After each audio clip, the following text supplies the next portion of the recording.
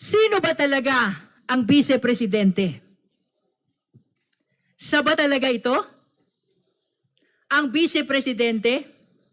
Ang ikalawang pinakamataas na opisyal ng Republika ng Pilipinas na malinaw na nagbanta sa buhay ng presidente, na nag-utos na patayin ang presidente.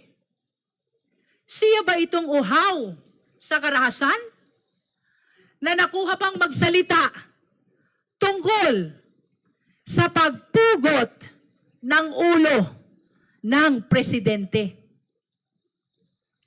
Is she a public servant, bound by the same laws as the person on the street? Or one who believes she is above the law? Siya ba ay lingkod bayan na yumuyuko sa batas?